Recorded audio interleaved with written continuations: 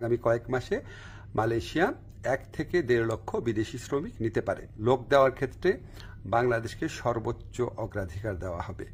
বাংলাদেশ থেকে সবচেয়ে বেশি লোক নেবেন ওনারা, এটুকু আশ্বাস আমরা পেয়েছি। তো প্রথম ব্যাচ হিসাবে 7,926 জনের তালিকা ওনারা চূড়ান্ত করেছেন এবং এটা খুব অল্প সময়ের মধ্যে ওনাদেরকে মালয়েশিয়াতে কাজ করার সুযোগ দেওয়া যাবে, এই প্রক্রিয়া শুরু করে দিয়েছেন ওনারা।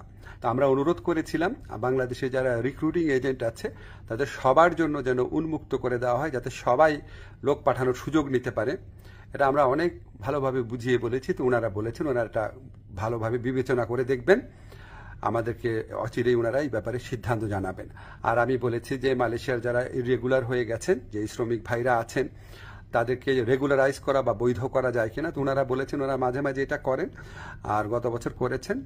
আর ওনারা বলেছেন যে যাদের পাসপোর্ট এক্সপায়ার্ড হয়ে যায়, ভিসা এক্সপায়ার্ড হয়ে যায়, তাদের ক্ষেত্রে এটা হয়তো করা সম্ভব হবে না। তখন আমি বলেছি দেখেন অনেক সময় আছে যে মালিকের গাফলতির কারণে বা মালিকের ত্রুটির কারণে এটা হয়, তো সেগুলি আলাদাভাবে বিবেচনা করা যায় কিনা। ওনারা প্রতিশ্রুতি দিয়েছেন, ওনারা এটা বিবেচনা করে দেখবেন।